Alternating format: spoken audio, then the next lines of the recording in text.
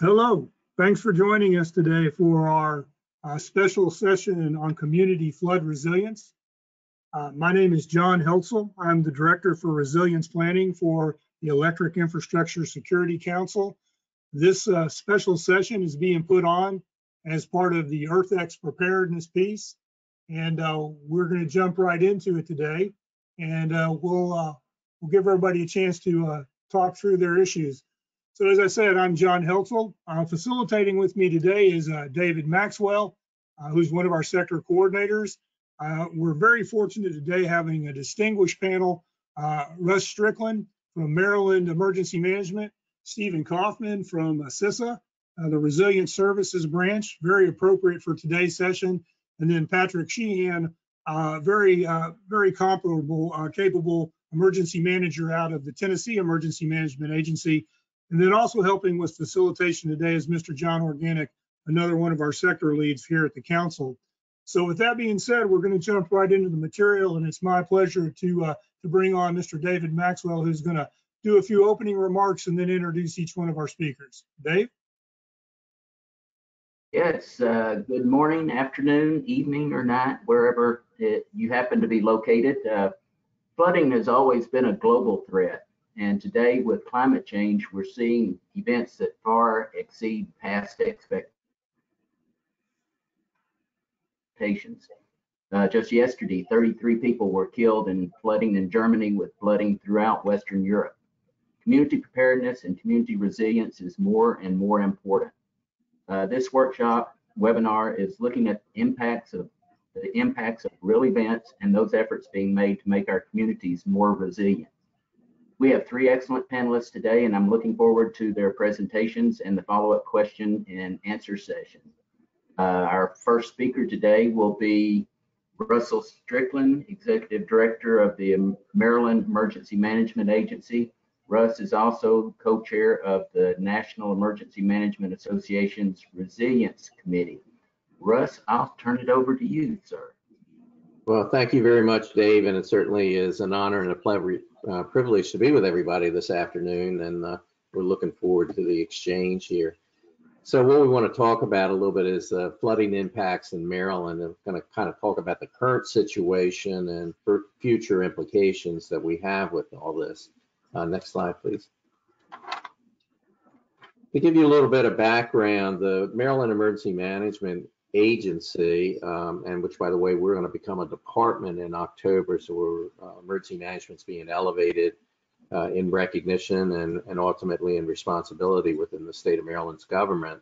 But we operate the Maryland Emergency Management System, and that's important. We're a relatively small organization, probably have about 60 some full-time, quote unquote, people, and then about another 40 contractors who are with us on a more or less daily basis. And with that, we've got a real simple organizational structure. You have it in front of you right now. If you would look at that box that the Maryland Emergency Management System is in, that's considered our mission support. You know, our mission support is the group of folks that within our organization and collectively with our local emergency managers and their state agency partners keeps us all warm and fed and happy and everything we need in order to do our jobs. And we really look at our jobs in two major areas. And so we have two directorates right now. One is disaster risk reduction, and the other is consequence management. You know, consequence management really focuses on our preparedness and readiness, and then response. And at the same time that we do response, we consider it response recovery, with the whole concept of if you're going to perform CPR, you want to begin it as soon as possible, because the sooner you begin it, the much greater chance of a full recovery you'll have. So we focus on things that way. The other piece of this is that we do spend a lot of time in disaster risk reduction, and that's really looking in the mission areas of prevention, protection, and mitigation. You know, if we're going to build resilience anywhere, it's going to be necessary to really define what that acceptable level of risk is and set ourselves up using that as a metrics to reduce as much of the risk as possible within our communities and our state. So with that, we have created a disaster risk reduction directorate. We have a disaster risk reduction work group that works within our state agencies to basically collaborate and cooperate with different projects that are going on statewide. But we're putting a lot of heavy focus into that. And they work together. On a day-to-day basis in our disaster risk reduction, we have a group identified as our risk analysts. And our risk analysts are as close to on a 24-hour shift as possible. And at the same time, within our consequence management is our watch. And that's our group that builds and maintains our situational awareness. So with our disaster risk reduction risk analysts and our watch, we are continually going back and forth building data and information as to what is occurring in our state and what it is we may need to do to step up to support our local partners as necessary. And the bottom piece of that kind of triangle is our local liaisons. We have them throughout the state, and they are really there foremost to be the immediate contact with our local emergency managers, and if at the time of a disaster they're there as quickly as possible to assist them and then open up any of the resources and assets that might be necessary through the state government. So let's go to the next slide. So let's set the stage. Flooding is the most prevalent hazard in Maryland, and as well as in many parts of the nation. And today, I happen to chair the, as David mentioned, the Resiliency Committee with the National Emergency Managers Association. I co-chair that with Mike Dossett, who is the state director of Kentucky. And it's fascinating to talk with him, in a state that is bigger geographically than Maryland and kind of long and obligated up in its shape. And to hear him say that he almost has barely a day that it doesn't flood someplace in Kentucky. Well, that's significant. And I come back to Maryland, and we look at Maryland as America in miniature, because we literally have the shores of the Atlantic Ocean to the Appalachian Mountains. And with that, we get everything from one end of the state to the other, but in a much, much smaller scale than most people do. But what we're noticing right now more than ever is this increased hyper-local flooding. A couple of years ago, we had made an effort to identify the nuisance flooding that we have in places of the state. And I'm a born and raised Marylander, and I can tell you my hometown has areas that have flooded for the last 67 years. Now you know how old I am. And they still flood today. But what we're seeing is, one, those areas that are identified and known are flooding worse, and now we're ending up with flooding in areas that we would have never ever expected it. And it's because of the increased amount of rainfall. We're having drainage systems that absolutely can't handle it, and we're having roadways shut down for periods of time, as well as increasing damage with that. So what are some of the other considerations in setting this stage? Well, an explosive growth of population.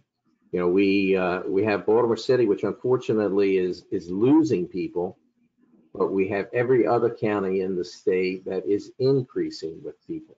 So we still have some pockets in Baltimore City that continually flood, and we were very fortunate with the most recent BRIC announcements that we possibly have a project there that will be able to address a true transformational type mitigation project there.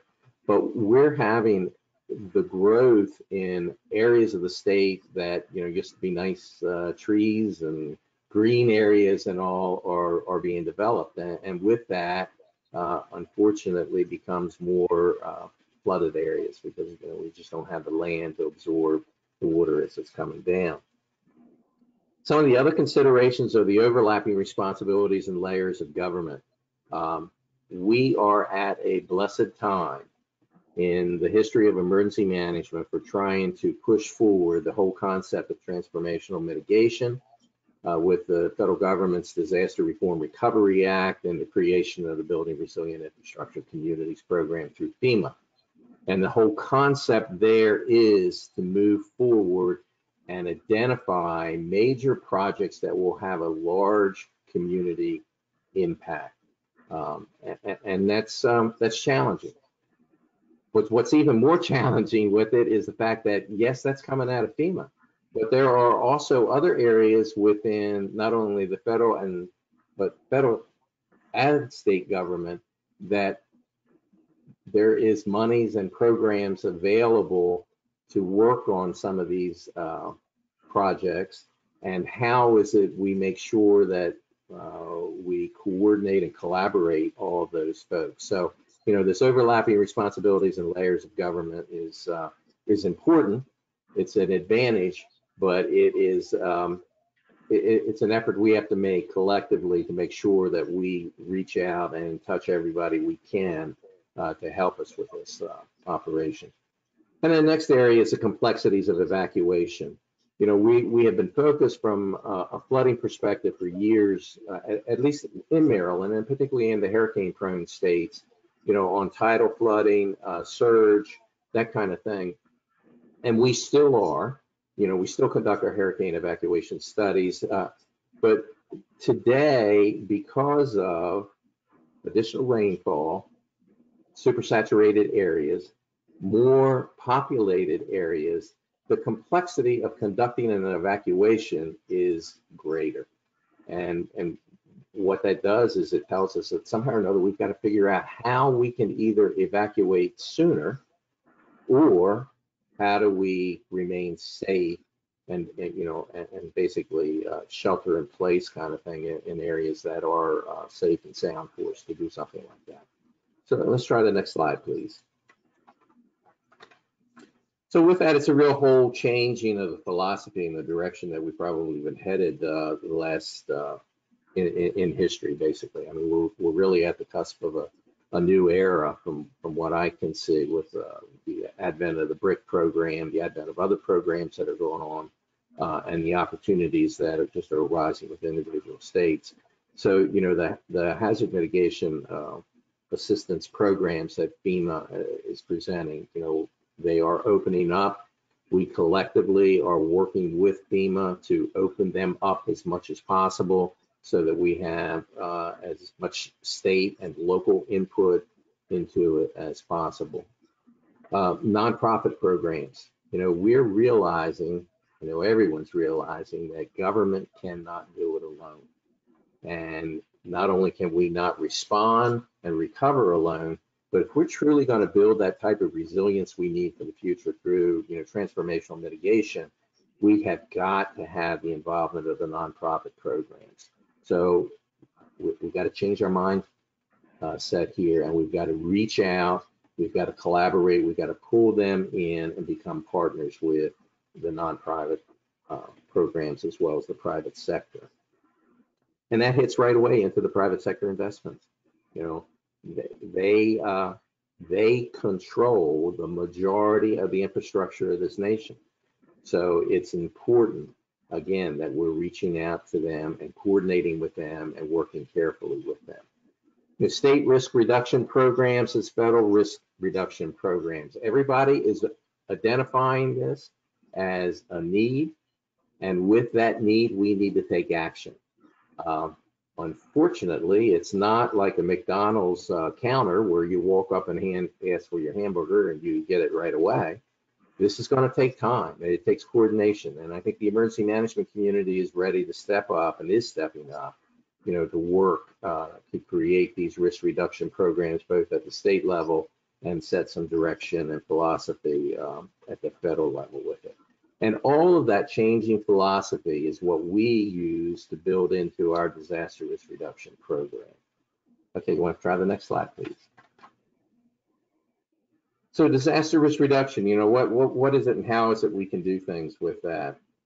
Well, first off, we have some history, not a lot, but we have enough that has called our attention to things, that has woken us up to what is happening.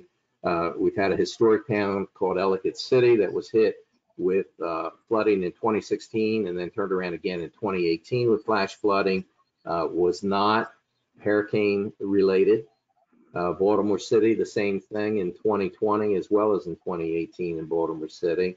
Again, non-hurricane related. St. Mary's County, which is one of our, is our county on the furthest tip of our western shore of the Chesapeake Bay.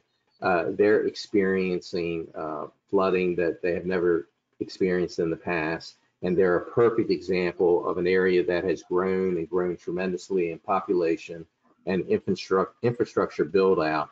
And here recently in some of the, what I would call more mature communities in Prince George's County, which is one of our counties that is adjacent to the District of Columbia, our nation's capital, you know, they've had flooding that just simply was never experienced before in a particular area or several areas. And we're talking about 50 to 60 homes at a time.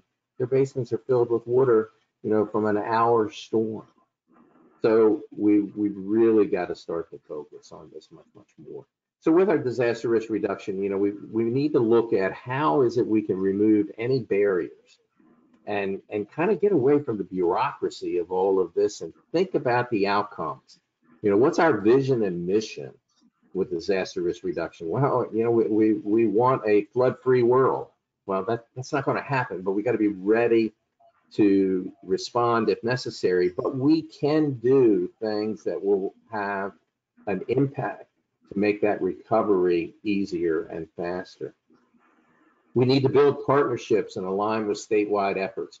And that's one of the things that we are finding is reasonably successful, is that because there are multiple programs in multiple different state agencies, as well as private entities and the private sector, is to bring them in to some type of a work group, a council, to focus on how can we get maximum synergy out of these different programs to affect the outcomes that we're really looking at. We need to maximize the funding streams for widespread community impact. We need to be looking at proposed policy changes and legislation as we move forward, and that's a big area that the National Emergency Managers Association is focused on, is what can we do in Washington to set the direction so that the states and locals are involved and are well represented. And then finally, to inform future investment in statewide priorities. This is not something that will be addressed overnight. I said a few minutes ago, it's not the McDonald's hamburger counter. You know, the efforts we're making today, in my words, are summed up very easily, is this: we are doing things for our children's children and our grandchildren's grandchildren. So it's going to take some time. So we're going to look at some questions with Brick and beyond. I think we're going to get into those collectively as we go through this program, but we do need to reduce complexity. We need to figure out what the future of federal funding is and maximize that. We need to prioritize our investments, and that's tough, but it has to be done. And we need to speed up the implementation process by getting the right people at the right place at the right time to do the assessments we need and develop the projects we need. So I'm looking forward to the other speakers. I'm looking forward to questions we might have and some good conversation and discussion. So Dave, let me turn it back over to you. All right, thanks very much, Russ. Great job. Our next speaker will be Steve Kaufman, Chief Resilience Service Branch, Cybersecurity and Infrastructure Security Agency, Department of Homeland Security. Steve, it is all yours. Thank you, David, and good afternoon, everyone. It's a pleasure to be a part of this panel. I was listening to Russ's presentation and thinking, boy, it's almost like we shared slides before the briefing. So you're going to hear some of the same sorts of themes, maybe with some slightly different terminology, but hopefully that'll align well with Russ's presentation. So just a little bit about CISA. I joined DHS, the old National Preparedness Programs Directorate, in October of 2015. Started learning the acronyms, and about a month after I joined, all the acronyms changed when CISA was formed as an independent agency. But we really serve as the nation's risk advisor. We work with partners to defend against the threats that we recognize today. And we also work to build more secure and resilient infrastructure for the future.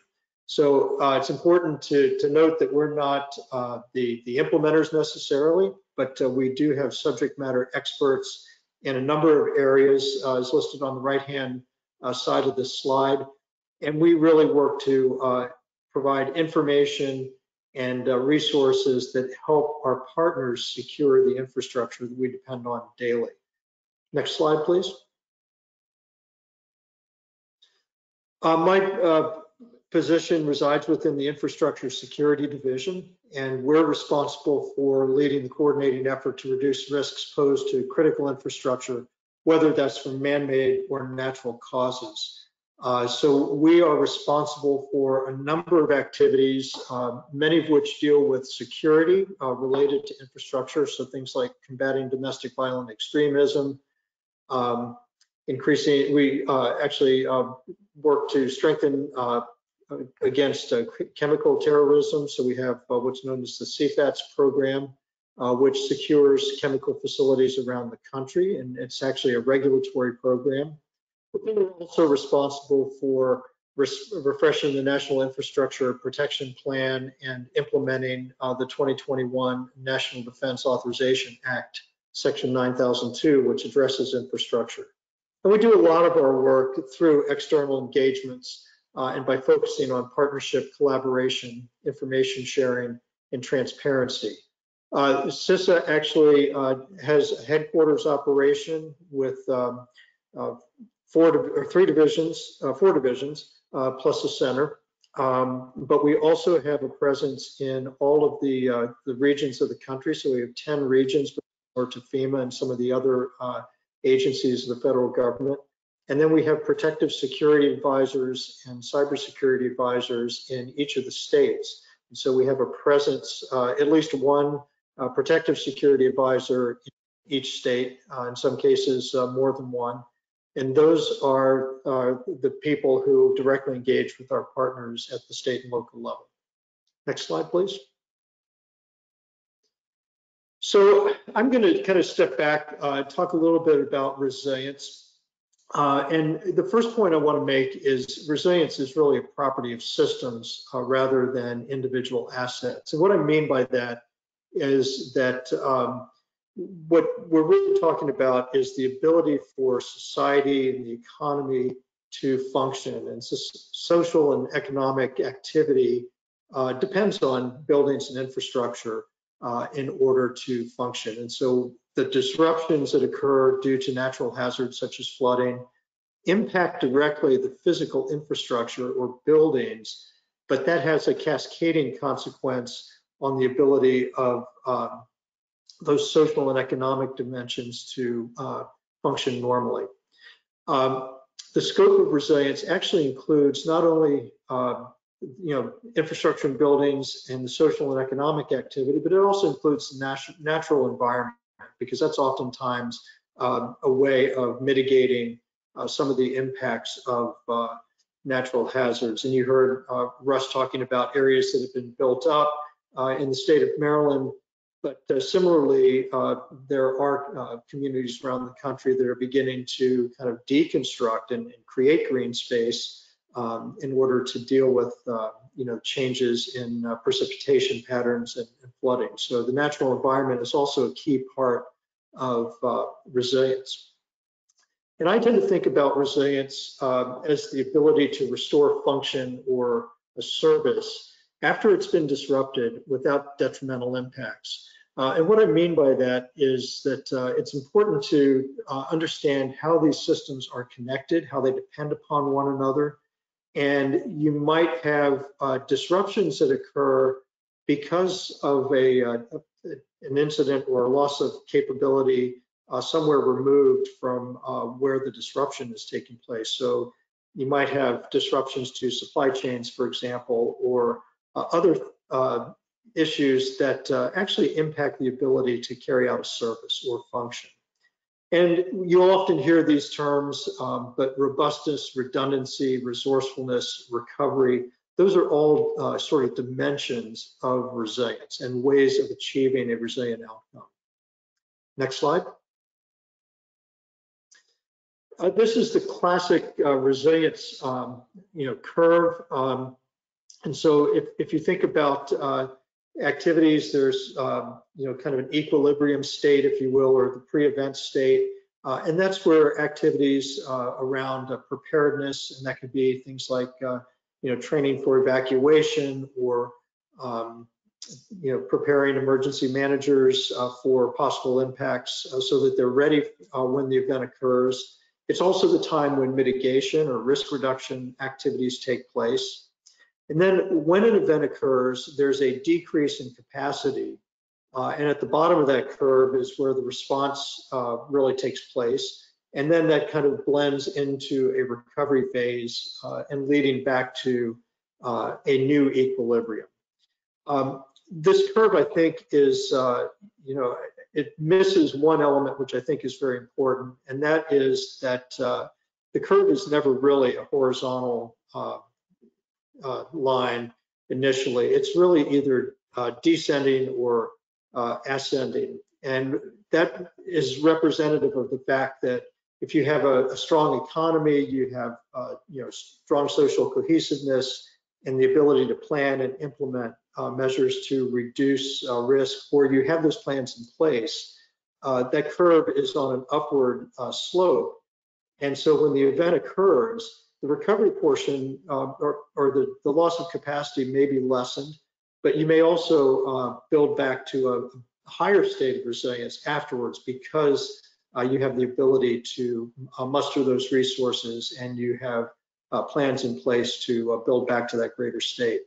Similarly, if you're in a declining environment where maybe the economy has taken a hit, and you might have decreases in population or decreases in tax revenues, things like that, that slope is downward. And when an event occurs and recovery takes place, you may actually recover to a lesser level of capacity or resilience. So I think it's important to kind of keep that in mind as a kind of a construct for how to think about resilience. At CISA, we use the definition that was developed in Presidential Policy Directive 21 several years ago, and we think of resilience as the ability to prepare for and adapt to changing conditions and to withstand and recover rapidly from disruptions. And that could be to any type of event, whether it's a natural hazard or a deliberate attack or other threat. Next slide. So when thinking about resilience, it's really important to kind of put some contextual bounds in place. And so when I've worked with local communities, both when I was at NIST and now at CISA, we start with really trying to understand what are the functions and services that are most important to the local community, or in some cases the region. So at NIST, the work that we did there focused on the local level. And we did that deliberately to kind of constrain the problem and make it a little bit easier to address. At CISA, we tend to work more regionally and work across governance structures. But it's really understanding those functions and services and their role in the region of interest. And then once you've understood that and prioritized those functions and services, you can then look at how they're delivered. Are they housed in building structures? Are they dependent on infrastructure systems, or maybe supply chains that are dependent on transportation systems or other networks? And there's often, several levels of dependency. So in the case of a water treatment plant, it requires electric power, communications, chemicals need to be brought in via transportation networks. It has dependencies on the other side on source water and pipes to be able to distribute water. And then the question really is, how long can the community go with that service interrupted? And if there's a gap there, then the question is, are there temporary means to be able to deliver that service until a permanent restoration can be put in place? As an example, I did some work before I came to CISA doing some field research in Lumberton, North Carolina, after the 2016 floods there. And the water treatment plant was flooded, and there was some electrical equipment that was damaged. But the operator knew of some truck-mounted water treatment systems, and he was able to bring those in to actually begin treating water, even though the plant wasn't restored for some time. And so that's an example of that resourcefulness, being able to bring in a temporary fix to deliver a service until the system, the permanent system, can be restored. Next slide. So at CISA, we're about to release what we call the Infrastructure Resilience Framework, and this is really intended to build upon our decade plus of experience looking at infrastructure systems and dependency relationships. And it is a planning guide, which will have templates and other resources to help users at the local or regional scale to plan and incorporate resilience measures into other local and regional planning efforts. And I noticed Russ talked about integrating funding streams, but it's also possible to integrate resilience concepts into those other plans and activities that go on in the local governments. And by doing that, it opens up the opportunity to use other types of funding to fund resilience measures. Next slide, please.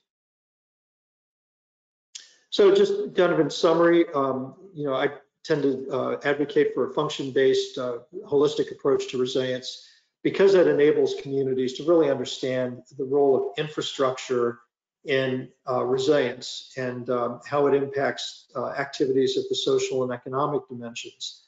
And it also shows how those dependencies will bear on the recovery trajectory of the community or region following disruption.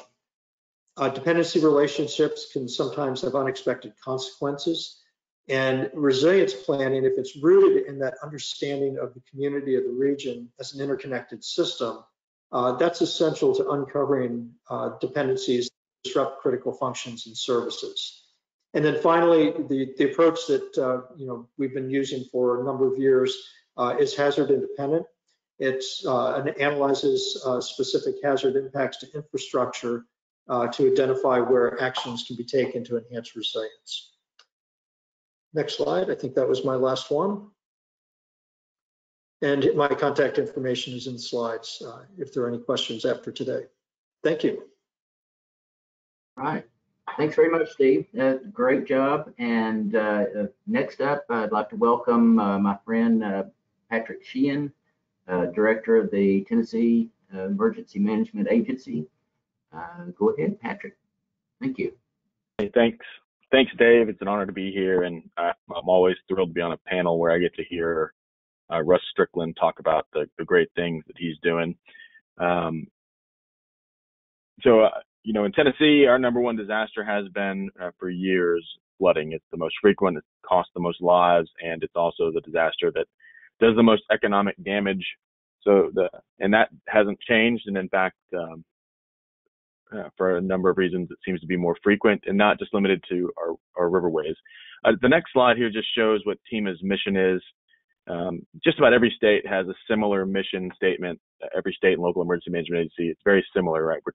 We bring people together, we bring organizations together to solve these wicked problems, some of them that are seemingly intractable, and we do it to protect life and property, and we not just in the response phase, but also reducing our exposure to these risks. The next slide is just the emergency management vision that we've established here for Tennessee, and we want a more resilient Tennessee for everyone. And so many times disasters only impact the least among us, those that are least able to afford it, those that have the least financial resources, or for whatever reason, they're in a more difficult part in life. And we see it over and over again in disasters. And certainly some reports in the last year have talked about inequities in FEMA's programs. So some data is finally coming in about how those measures are. Just the next slide here, I just want to talk some about disasters and what we know about disasters. And so there's characteristics. They're generally speaking spatially predictable. So we know where they're going to happen. We know where we have potential annualized earthquake risks. We know generally where floods are going to happen. And if you listen to my buddy Brock Long, what Brock said is, if it rains where you are, it can flood where you are. And certainly in the last floods here in Middle Tennessee in March of 2021, while surveying damage areas, it wasn't just along the creek beds. It rained so hard for several hours, several inches per hour, that homes on the side of hills, the runoff ran into their front doors across their front porches that met the ground at a certain slope. And so certainly Brock's adage that if it rains where you are, it can flood is a true thing.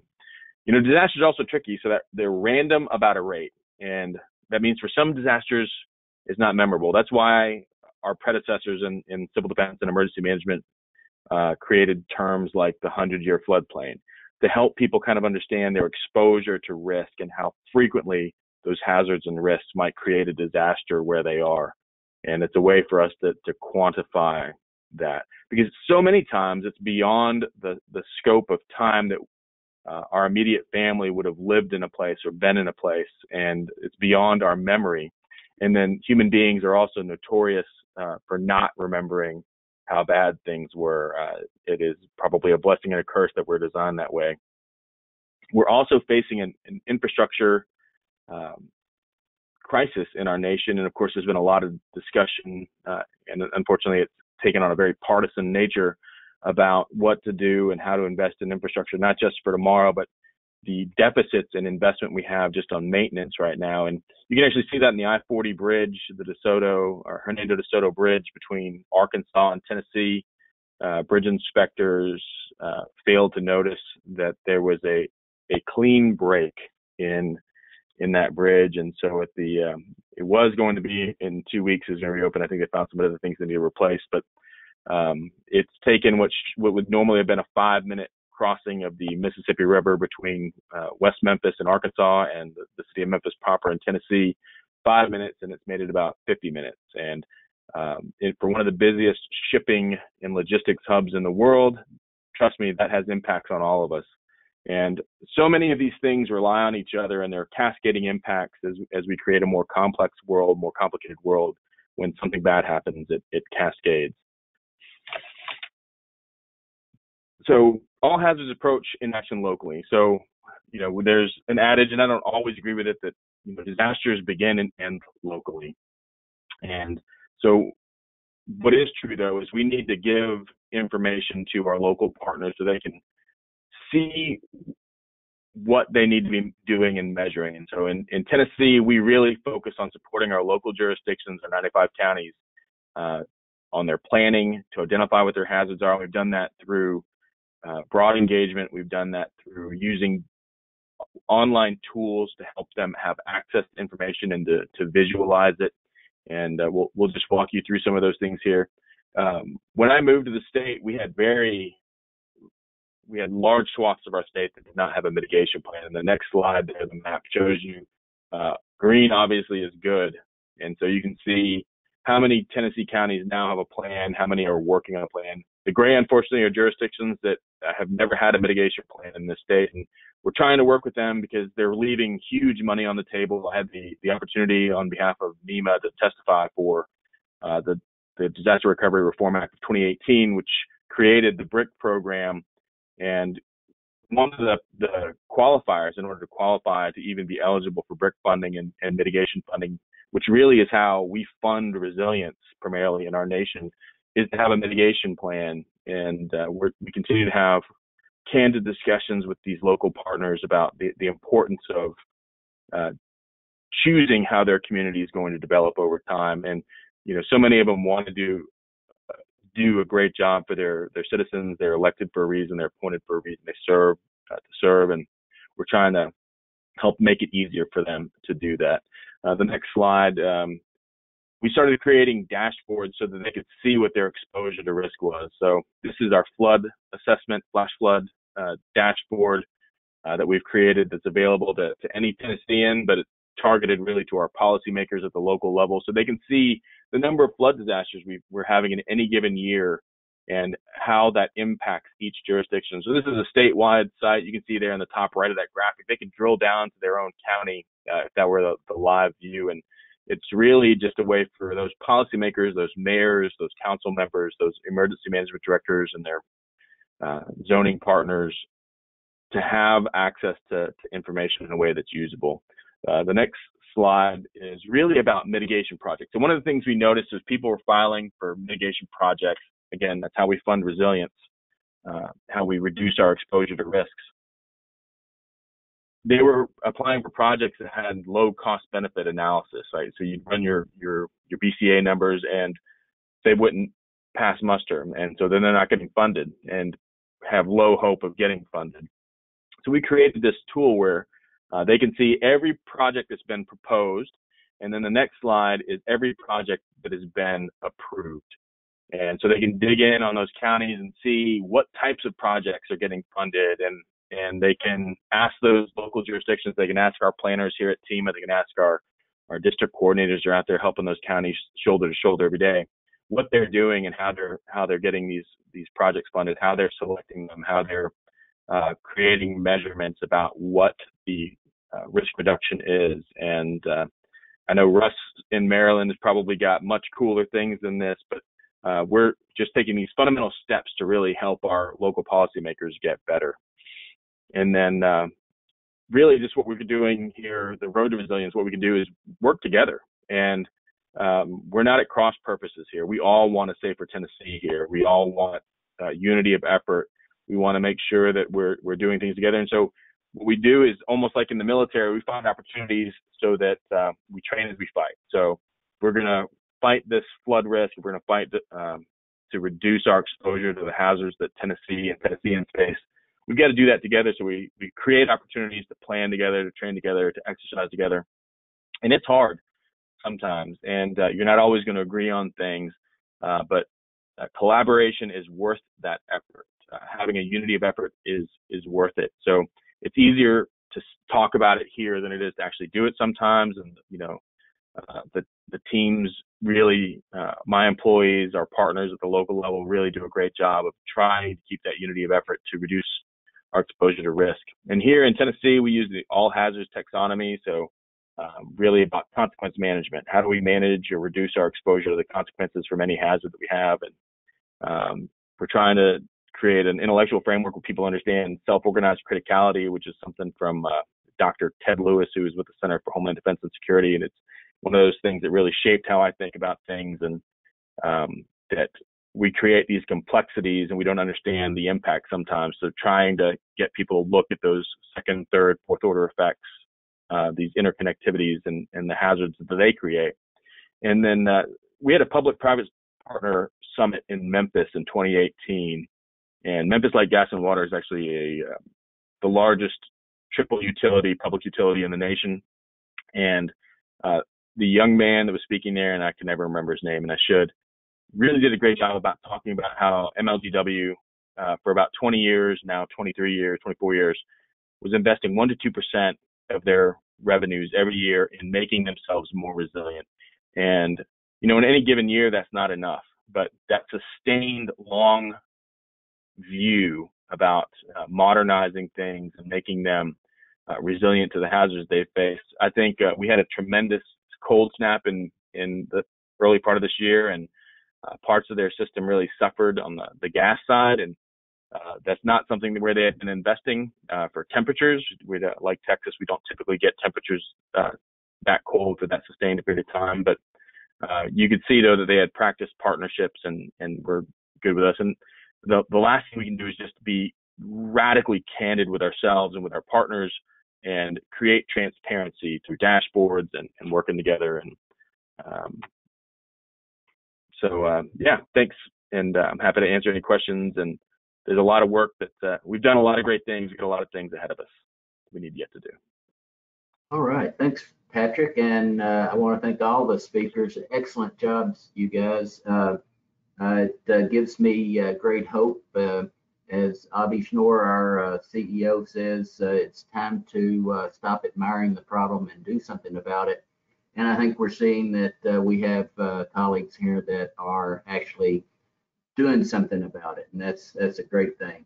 I'll now turn it over to my colleague, John Organic, the Water Sector Coordinator for the EIS Council, to handle the question and answer session. John? Thank you, David, and thank you to the panelists. I think we had a very good set of presentations today. Based on this, what I'd really like to do is perhaps dig a little deeper into a couple of the points that were made.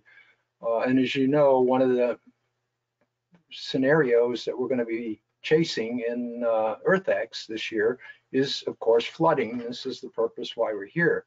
I'd like to ask Russ and then Patrick, from the state level perspective, because one of the major decisions that arises in such a situation is about evacuation. So I'd like to kind of dig a little deeper in evacuation, Russ, and perhaps you've got some insights for the audience that you could share. Well, I appreciate that, John. Yeah, I mean, absolutely, evacuations are a serious situation, and with this flash flooding we're having, it's unfortunately with the alert and warning that is sometimes set up, although, you know, and again, unfortunately with that too, we're learning and we set up a little bit better systems. We don't quite have the lead time to get people 100% out of the area, so we've got to identify, you know, where safe areas are for them to go. One of the areas that I do think is interesting with it, and you know, we went through the Ellicott City flooding, flash flooding twice, and twice within 2 years. And you know, our colleagues at the National Weather Service described it as a 1,000-year flood. It's really difficult to explain to the public a 1,000-year flood with a 2-year separation between the two events. And as we kind of dug into that a little bit more, you know, some of that is based on standards and knowledge that may be unfortunately dated to what the really current events are and what some of our climate adaptation, climate change might be in an area. So the short answer to your question, I believe, is yes. You know, we are addressing this evacuation and the immediacy for some type of evacuation or shelter in place. We are looking beyond just where the flood occurred and trying to identify that if there are characteristics of not only the immediate area of where the flood occurred, but also within the watershed, and see if there's anything that we can analyze and figure out that might help us from a currency perspective, you know, versus just some of the historical data and these whole concepts of the 500-year versus 1,000-year flood. So yes, Do you feel that the data, that the information that you have that is available may not have gotten down to the appropriate level is sufficient, is adequate, or do you think there are some other areas or gaps or shortcomings in the knowledge base to be able to identify for any particular address, let's say in the United States, what their exposure is to flooding? Yeah, that's an excellent question, and I think that's exactly what we're running into, is that, you know, it's not so much the information getting down, but the information, the currency and the accuracy of the information at the time. You know, we can do the modeling for tidal flooding and surge flooding, you know, particularly based upon a hurricane. And we identify zones and risk areas there that we can notify people that if they're in that and they have plenty of time to evacuate. This flash flooding situation, though, is different. It just, that same information, although valuable as a piece of information, is not what we need in its entirety. We're going to need to be able to track the storms with the Weather Service much more accurately and with a much more pinpointed accuracy. Many states are building out mesonet systems to give them, you know, real-time information in an area. You know, it's just like with tornadoes. we've talked about for years, if we can get another 5 seconds, 15 seconds alert and warning to people, that might be enough to save them. We're in the same situation with flash flooding. If we can pinpoint the information sooner and with more accuracy, and something, like use of a mesonet system that would give us that immediate boots on the ground kind of data so that we can produce that. But just some of our past acceptance of some of the standards and the concepts, in our planning assumptions, unfortunately, I think have not paid off. We've just, the weather has changed, the climate has changed on us, and we need to go back and address some of the methodologies that formulated those standards. Yeah, and Patrick, over to you. Do you think that there should be a concerted effort, some kind of an effort being made to gain a better understanding among the communities and all? And would this, in your view, would this, from a state view, really facilitate evacuation, planning, communications, and execution?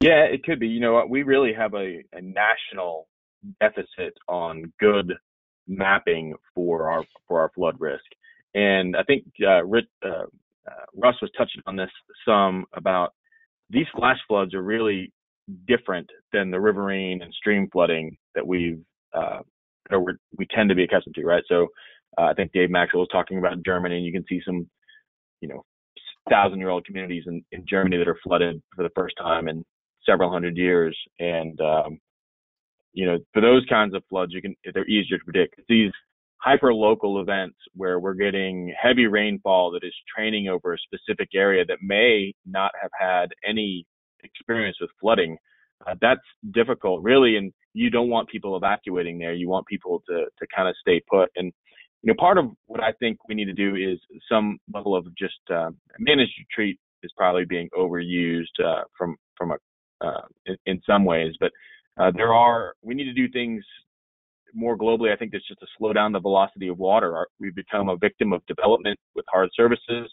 And so what we really need to do is develop in a way, and a lot of communities are doing this in Tennessee, but develop in a way that allows percolation, that slows down the velocity of that water into lower lying areas or stream beds, and just to reduce the severity when we do get these heavy rainfall events, which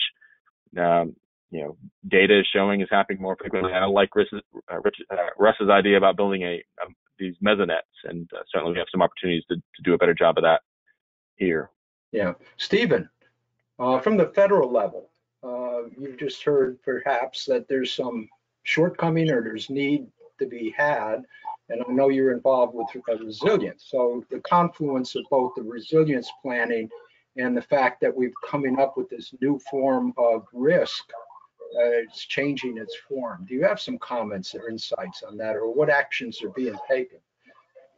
Well, I think, just to kind of come back to the resilience planning piece for a moment, that's sort of hazard agnostic. That's really kind of understanding how infrastructure systems are interconnected and how society depends on those systems. But to the point about these hyper-local events and these events that are unusual, I think the opportunity is that right now the flood mapping tends to have a gap. So we don't really understand what the risk is for those hyper-local events. So we have an opportunity to collect that data and begin to use that to inform planning to begin to address those events that happen frequently in particular locations that don't necessarily show up on a flood map. To give you an example, we had a storm here I live in Arlington, Virginia. We had a storm a couple of years ago that produced about 5 inches of rain in a fairly short period of time. There was a street not far from my house that I've lived here my entire life, and in 59 years I have never seen flooding. It's on a hillside, and as I drove past it later that evening, there was debris coming down. So, these events are, uncovering the gaps in our understanding of the risk. And I think from a federal level, agencies are trying to address that question. The NOAA certainly is working in that area, but it's a very difficult problem. So, we can put it together with planning resources. We can work to, help, kind of develop plans, but at some point we need that data to be able to really focus on what can be done. Yeah, thank you. I think that is an important aspect of it, just being able to have that information so you can plan and communicate the evacuation. We don't have much time left. I think it's sort of like a lightning round. Just one point that you think you would want to stress among all others. Russ? On community resilience. One single point about flooding. And resilience to flooding, yes. Okay, well, then I'm going to give you two. One, everybody needs to know where they are and the awareness of where they are and how to either shelter or evacuate. And secondly is insurance. We make conscious decisions as to where we're going to live. And if we're going to live and be protected, in our society, that's insurance. So we really need to consider that as equal to almost, the knowledge of how to get out if in fact we need to get out. Excellent point. Patrick. So, when we talk about resilience, really what this is for me is an opportunity to develop in a way that's going to be great for our states and our communities. Being smart about how we develop is an opportunity to create a community that's not going to be buffered by disasters. And I think that's, a lot of times we talk about this thing as an economic trade-off, but really if you just broaden the time horizon that we're thinking about things, we can develop in ways that create a better economic foundation for our communities and our states. Use the resources that we have and amplify them by developing in a way that is sustainable and smart. Great, thank you. Stephen. So I guess my final point would be there is a wealth of local knowledge available in communities around the country. And a lot of times it really is a matter of eliciting that knowledge in kind of an organized framework. So the resilience planning frameworks are very useful for framing the conversation, but then drawing out that knowledge and being able to identify where there are gaps and what solutions might exist. Great, thank you. John, over to you to close out. Thank you very much. Gentlemen, outstanding presentations and great conversations. I want to thank Russ and Stephen and Patrick, as well as Dave and John, for their efforts. I do want to call attention, if you've enjoyed today's session, we've got another great one coming up next month. Very interesting take on community resilience. We're going to flip the focus and take a look at it from the private sector standpoint. I think you heard probably all of our presenters today bring out the importance of the integration of private sector. And we've got some first-rate presentations for you coming up next month on 19 August. So registration link will come out with this slide packet, and it'll also be part of your information flow from the council. EarthX, the reason we're here having this session today, EarthX 2021, we're going to take on fires and floods, and a lot of the material that we talked about today, you will get a chance to play through in a virtual environment. I strongly recommend everybody register and play the individual and family lane, or for those of us that represent organizations as well, you will find this an eye-opening, thought-provoking, dynamic use of your time, great for senior leaders, but also operational players. So please register, tell your friends and neighbors, anybody you care about or love, make sure that they play EarthX on the individual and family lane. And we'll make sure you get a registration link, but this site, when you get this slide, it will take you to register. Another outstanding opportunity, if you enjoy these kind of fairly quick conversations where we dig deep, we're going to do our second in the series of the Green Grid Security Series, where we're planning for energy emergencies in tomorrow's green grid. We all know the green grid is coming extremely quickly. The question we're going to take on this month is, can utilities and government collaborate? At times, we seem like we're at odds, and at other times, there's no way to move forward but to work collaboratively. So we want to see if there's things we can put on top of the table for us all to consider and maybe move forward. Registration is available for this session, and it will be July 28th at 11 o'clock Eastern Daylight Time. And then finally, one last slide here for fires and floods. We really do hope you'll take advantage of this opportunity. 1 September through 31 October, so it's not a single day event. If you're interested in more materials about this, if you will shoot us an email, we'll be happy to get in contact with you. And with that, I want to thank everybody again for their presentations today. Just a great job by all our presenters. And I look forward to the slides and the emails coming out with the video link. If for some reason you do not get that link within 48 hours, please send us an email and we'll make sure. Somebody mentioned it to me on the question window, and apparently there's a problem with that particular email address. We will work it out. We want to share this information with you. So with that being said, thank you all very much, and we'll go ahead and end the session today.